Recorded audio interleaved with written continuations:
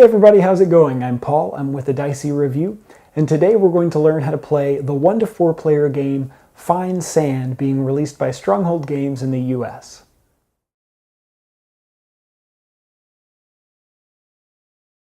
Find Sand comes with all of the components that you see here, including 4 player boards with matching wooden rings and wooden discs, 236 cards separated into draw stacks and fable decks for each of the 4 different players, and 25 wooden coins.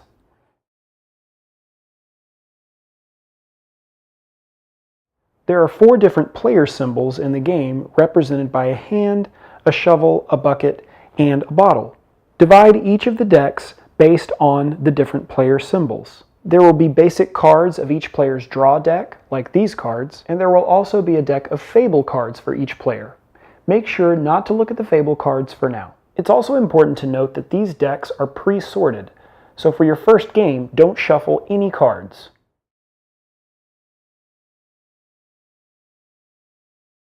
To begin setup, give each player a player board. Then give each player a wooden ring and a player disc based on their player board color. Then give each player their starting stack of cards.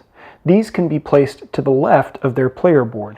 Each player will also receive a symbol card that they will place between them and their neighbor's play area. Each player will also have a matching yellow action card that they can place close to their play area as well. Players should next place all of the wooden coins within easy reach. In your first game, these will only be used near the end of the game. And finally, each player should place their player disc on top of their draw pile. The fable decks for each player can be placed aside. They won't be used until the end of the first game. After all this has been done, you're ready to play.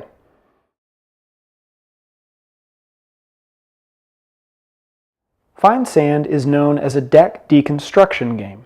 This means that each player is trying to build or get rid of all of the cards from their draw deck as quickly as possible. The player to do this in the quickest fashion will win. Find Sand is also played without a player order.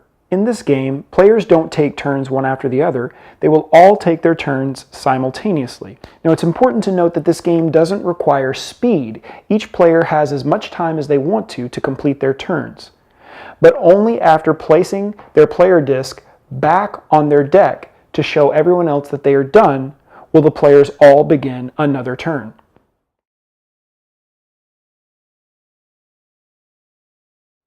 On a turn, everyone will indicate that they are ready, and then players will begin together. Players begin a turn by removing their player disc and placing it in a common area to let other players know that they're still taking their turn.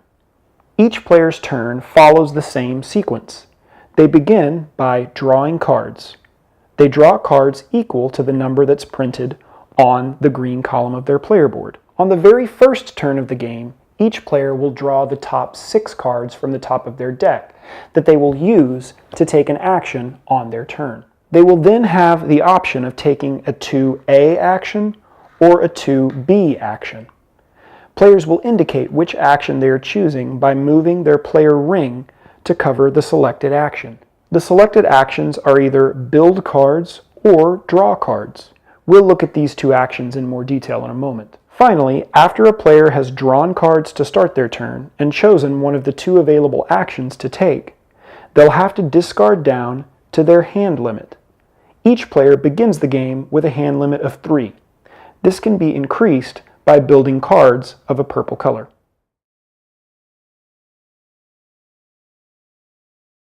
Now, to begin their turn, like we said, a player will draw cards based on the number printed in their green column.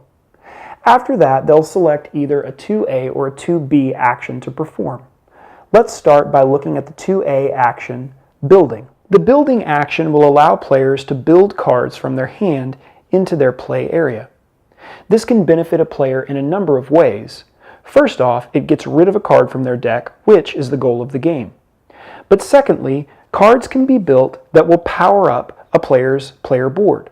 Players can either build green cards that will increase their draw at the start of each round. They can build red cards that will allow them to perform additional build actions with each 2A action they select. They can build blue cards, which will increase the power of their 2B actions. If a player were to build one of these purple cards, they would be able to hold on to more cards at the end of their turn.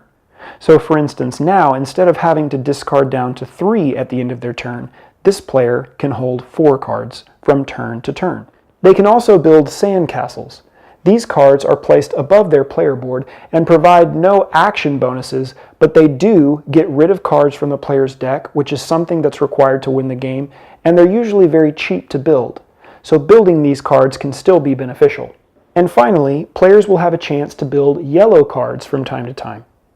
If a player builds an additional yellow card besides the one that they start with, they can simply place it off to the side of their player board, showing that it's active for them. At the start of the game, a player is only allowed to perform one build action per turn. But in a similar fashion to the other columns, players can also build additional cards that will allow them more build actions on their turn. So for instance, if a player had these 2 cards on their player board, they would be able to build up to 2 cards with one 2A action. Now let's look at what's required to build a card in detail. Each card in a player's hand will have a cost indicated in the top left corner. So let's say, for instance, that a player wants to build this purple card. This purple card has a cost of 5. To pay for the cost of a card, you have to discard cards equal to that value. So for instance, if this player on their turn drew cards and then selected the 2A action, allowing them to build one time, and they wanted to build this purple card, they could do that, but first they would have to discard 5 cards from their hand, placing them in their discard pile. Now it is important to note that there are some cards that have a coin printed on the top of them. These cards are worth the value printed next to the coin on the card. So in this instance, instead of having to discard 5 cards, a player would only have to discard 4 cards. This is because this card counts as 2, 3, 4, 5. And since this player built a purple card increasing their hand limit, they can now hold 4 cards in their hand from turn to turn. Since they only have 1 card left after their build action, they're well under that limit. I do want to quickly point out one card that has a special power in your starting deck. This card is built under the red column, and it doesn't allow any additional build actions, but it discounts each build action that you take by 1. So for instance, if a player had 3 build action cards and then built this card on top of that, they could build up to 3 times at a discount of 1 each. It's important to note that with each build action, a player has to discard unique cards. So for instance, if this player had this set up on their player board, they could build up to 3 cards, each at a discount of 1. They could, for instance, build this card for 5, discarding these 2 cards to pay for that cost. They could then build 1 sandcastle for only a cost of 1, discarding that card to pay for it. And finally, they could build 1 additional sandcastle with a cost of 1, and this cost would be reduced to 0. As you can see, this card can be very beneficial. So this details everything you need to know about the 2A build action. Now, let's look at what happens if a player selects a 2B action. The 2B action is very simple. A player simply draws cards equal to their blue value. So in this instance, if a player selected the 2B action, they would draw 3 cards.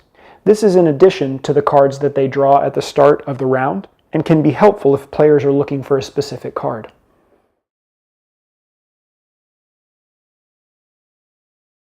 It's important to note that yellow cards will provide players an out-of-sequence action that they can take on their turn.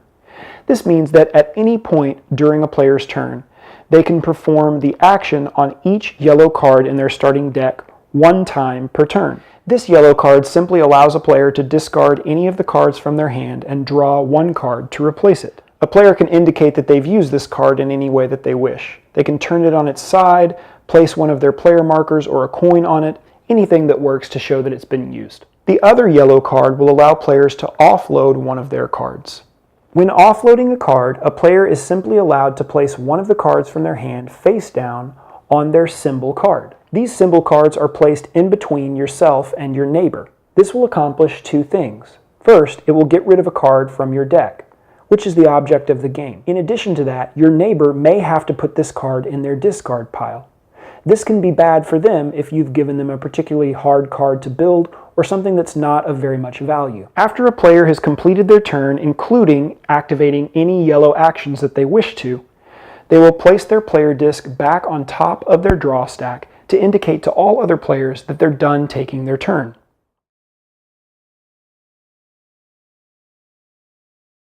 So now that we've talked about all of the steps of a turn in detail, let's see one turn from start to finish as an example. At the beginning of the turn, this player will draw 3 cards because they have 2 printed on their board and they've built a card that allows them to draw 1 more. They'll start by taking their player disc and place it in a central area, and then draw 3 cards from the top of their deck. This player has the following hand of cards. They've drawn 3 and they had 1 from a previous turn.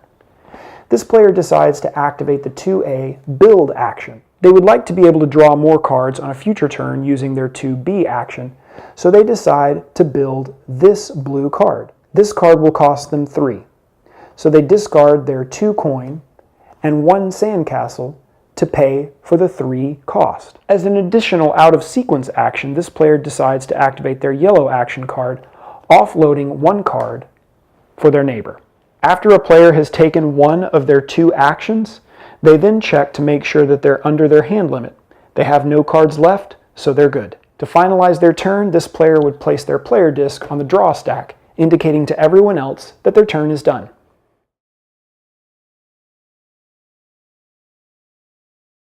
After each turn, once everyone has indicated that they're done, the players will check the offloads. If at least one of the offload stacks is empty, meaning that no player has placed a card on that stack, nothing happens and the cards stay where they are. If there's at least 1 face-down card on each of all of the symbol cards, the player will take the top card from their neighbor's offload stack and place it face up in their discard pile.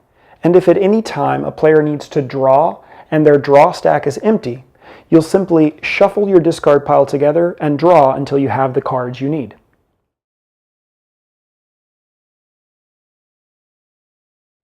The game end will be triggered in one of 2 ways. If at the start of the turn, a player is needing to draw more cards than are in their draw pile and discard pile, the game will end on that turn. So let's say, for instance, that this player was drawing on the start of their turn. They're drawing 6 cards per turn, and there are only 4 cards left in their deck. They would draw these 4 cards, and then they would take 1 coin for each additional card that they couldn't draw. On each player's very last turn, they may spend any gold coins they've collected to pay for the cost of cards if they wish. So for instance, if this player had 5 gold coins, they could discard these 5 to pay for a card that costs 5.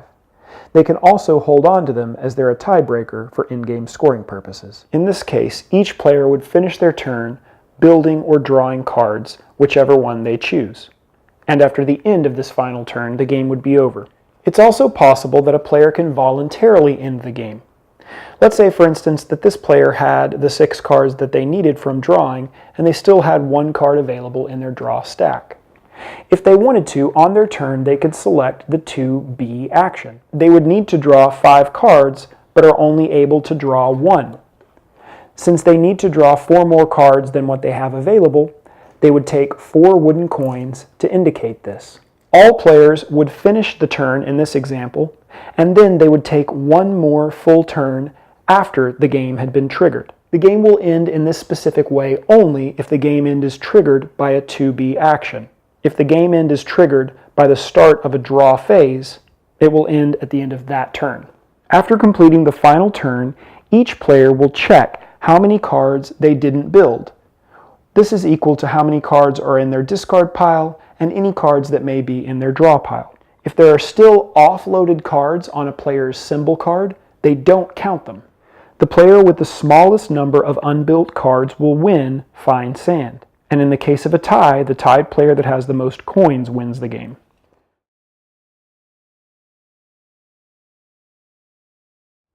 At the end of your first game, make sure to find and sort all of the different cards by their player symbols. Each player will take back their 30 cards. In future games, instead of playing with pre-sorted draw stacks, players can shuffle all 30 cards before placing them face down as their draw stack. And at the start of the next game, players will draw 6 cards from this shuffled deck just the same as their first pre-sorted game.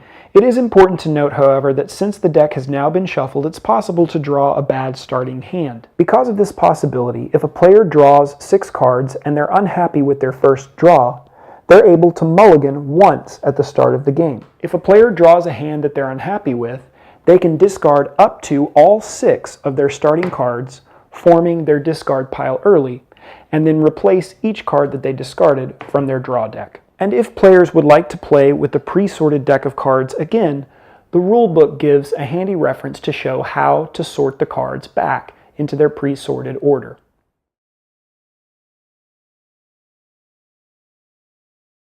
Find Sand is also a fable game. To incorporate cards from each player's fable deck, players will take these steps. The winner of the current finished game shuffles their 30 cards and then reveals cards until they reveal 3 cards that show a number. So for instance, each of these cards shows a 0. It's important to note that if a player reveals a card that shows this exclamation symbol, these cards don't count. They will always stay in a player's deck. After revealing these cards, each other player will find the exact same 3 cards from their current deck and then put them on the bottom of their fable deck. After placing these cards on the bottom of their fable deck, each player will reveal the top 3 cards of their fable deck and then shuffle them in to their deck to play with the next game. It's important to note that all of these cards are the same for each player, and there are 9 different sets of fable cards that a player can go through. All of the fable cards have very special abilities that will affect gameplay in different ways. For a detailed list of what each fable card does, please reference the rulebook. Alright everyone, thanks so much for watching. That was our video. We hope that it was helpful and we hope that it was informative. If you still have any questions about how to play the game, please comment below or email us directly at thedicey@gmail.com. If you'd like to hear more from the Dicey Review, please consider checking out the Dicey Review podcast. It can be found on iTunes, Stitcher, TuneIn, SoundCloud, pretty much any podcasting app. You can read our written reviews at thediceyreview.com and make sure and connect with us on social media or by visiting our Board Game Geek Guild. Thanks so much for watching, and until next time, we'll see you at the table.